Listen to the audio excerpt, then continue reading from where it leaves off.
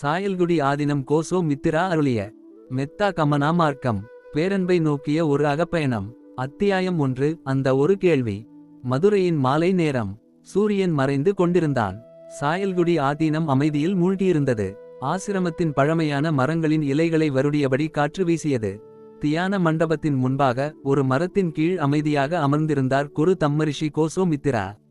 அவருக்கு எதிரே 2 சீடர்கள் அமர்ந்திருந்தனர். இராவண கிருஷ்ணா, ஜீவகாருண்யா. இருவரின் மனதிலும் ஒரே கேள்வி. ஆனால் அந்த கேள்வியை வார்த்தைகளாக சொல்ல தயக்கம். இறுதியில் இராவண கிருஷ்ணா மெதுவாக கேட்டான். குருவே, மனிதன் உண்மையில் எதை தேடிக்கொண்டிருக்கிறான்? குரு தம்மரிஷி சிரித்தார். நீ எதை தேடுகிறாய் இராவண கிருஷ்ணா?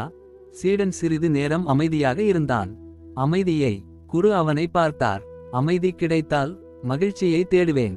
மகிழ்ச்சி கிடைத்தால்? இராவண கிருஷ்ணா பதில் சொல்லவில்லை. அப்போது ஜீவகாருண்யா பேசினாள். குருவே, மனிதன் எவ்வளவு பெற்றாலும் ஏன் இன்னும் ஏதோ ஒன்றை தேடிக்கொண்டே இருக்கிறான்? குரு அருகிலிருந்த ஒரு சிறிய கல்லை எடுத்தார். அதை இருவரிடமும் காட்டினார். இந்த கல்லுக்கு ஒரு குறை இருக்கிறதா? இல்லை குருவே. அப்படியானால் இது ஏன் மரமாக விரும்பவில்லை? இருவரும் ஒருவரை ஒருவர் பார்த்தனர். குரு தொடர்ந்தார். இது கல்லாக இருப்பதை ஏற்றுக்கொண்டு விட்டது. ஆனால் மனிதன். அவர் சிறிது இடைவெளி விட்டார்.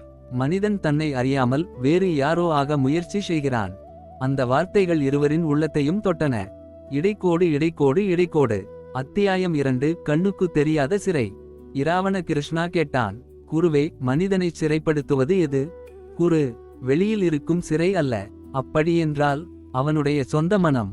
ஜீவகாருண்யா கேட்டாள். எப்படி? குரு சொன்னார். நான் என்று தொடங்கும் இடத்தில் பல சுவர்கள் எழுகின்றன. என்ன சுவர்கள் குருவே? என் பணம், என் புகழ், என் குடும்பம், என் மதம், என் கருத்து, என் வெற்றி, என் தோல்வி. அவர் இருவரையும் பார்த்தார். இறுதியில் என் உண்மை என்று கூட மனிதன் ஒரு சுவரை எழுப்புகிறான்.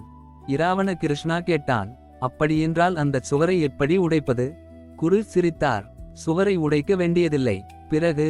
அது சுவர் என்பதை முதலில் பார்க்க வேண்டும். இடைக்கோடு இடைக்கோடு இடைக்கோடு. அத்தியாயம் 3. மெத்தா கமனா. அன்று இரவு நிலவு உதித்திருந்தது.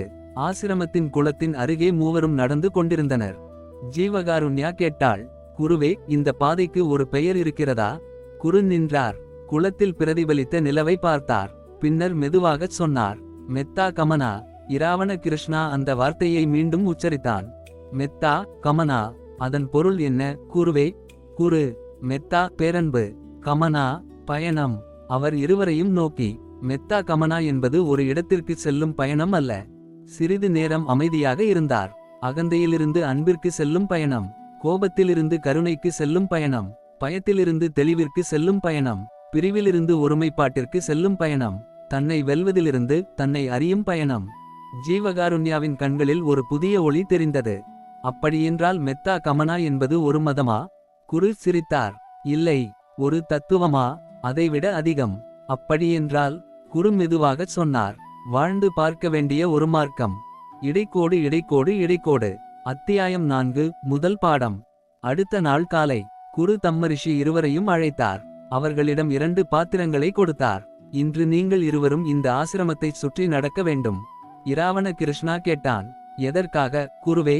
யாராவது உங்களிடம் உதவி கேட்டால் முடிந்தால் உதவுங்கள். அவ்வளவுதானா? குரு சிரித்தார்.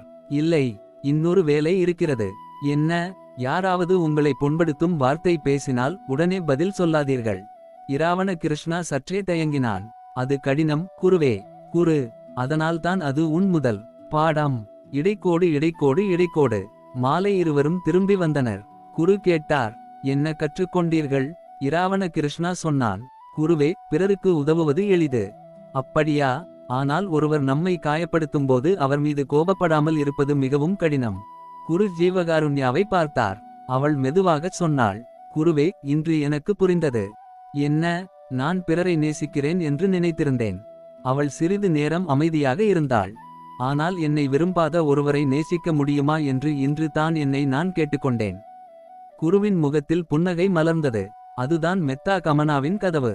இடைக்கோடு இடைக்கோடு இடைக்கோடு. அத்தியாயம் 5. யாருக்காக இந்த பாதை? இராவண கிருஷ்ணா கேட்டான். குருவே, மெத்தா கமனா யாருக்காக? குரு. தன்னை தேடுபவருக்காக. ஆன்மீகத்தில் இருப்பவர்களுக்கு மட்டும்? இல்லை. துறவிகளுக்கு? இல்லை. குடும்ப வாழ்க்கையில் இருப்பவர்களுக்கு? அவர்களுக்கும்.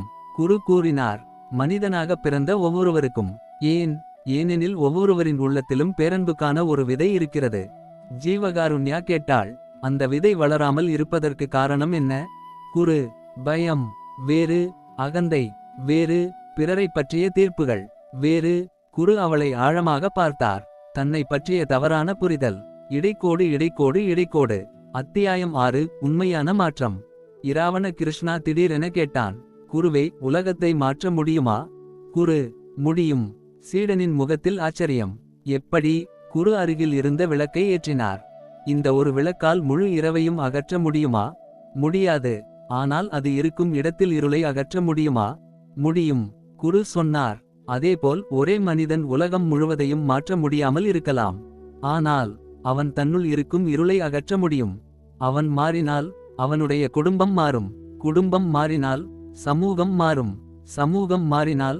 குரு அமைதியாகச் சொன்னார், உலகம் மாறத் தொடங்கும். இடைக்கோடு இடைக்கோடு இடைக்கோடு. அத்தியாயம் 7. அழைப்பு. அன்று அதிகாலை சாயல்குடி ஆதீனத்தின் வாசல் திறந்திருந்தது. புதிய நாள் பிறந்து கொண்டிருந்தது. இராவண கிருஷ்ணா குருவின் முன் நின்றான். குருவே, நான் இந்த பயணத்தில் நடக்க விரும்புகிறேன். ஜீவகாருண்யாவும் தலை வணங்கினாள். நானும். குரு இருவரையும் பார்த்தார். என்னுடன் நடக்க வேண்டிய அவசியமில்லை. இருவரும் ஆச்சரியப்பட்டனர். அப்படியென்றால்? குரு சொன்னார், உங்களுக்குள் நடக்கத் தொடங்குங்கள். அவர்கள் கண்களை மூடினர். அந்த கணத்தில் குருவின் குரல் மட்டும் கேட்டது. நீ யார் என்பதை உலகம் உனக்குச் சொல்ல வேண்டாம். உன் உள்ளத்தின் அமைதியை கேள். நீ எவ்வளவு உயர்ந்தவன் என்பதை நிரூபிக்க வேண்டாம். நீ எவ்வளவு அன்பானவன் என்பதை வாழ்ந்து காட்டு. பிறரை வெல்வதை விட சிறிய இடைவெளி. உன்னுள் இருக்கும் அகந்தையை வெல். அதுவே அவர்களின் முதல் நாள். அதுவே அவர்களின் முதல் அடி. அதுவே மெத்தா கமனா, பேரன்பை நோக்கிய பயணம். ஒரு மனிதனிடமிருந்து தொடங்கும் பயணம். ஒரு இதயத்திலிருந்து தொடங்கும் பயணம். ஒரு சிறிய அன்பு செயலிலிருந்து தொடங்கும் பயணம். நட்சத்திரக்குறி நட்சத்திரக்குறி, உன்னை மாற்று. உன் அன்பை விரிவாக்கு. உலகம் தானாக மாறத் தொடங்கும். நட்சத்திரக்குறி நட்சத்திரக்குறி. சாயல்குடி ஆதீனம். குரு தம்மரிஷி கோசோ மித்திராவின் வழிகாட்டுதலில். மெத்தா கமனா. நட்சத்திரக்குறி நட்சத்திரக்குறி, பேரன்பிலிருந்து அகமாற்றம். அகமாற்றத்திலிருந்து மனிதநேயம். மனிதநேயத்திலிருந்து உலகநலம்.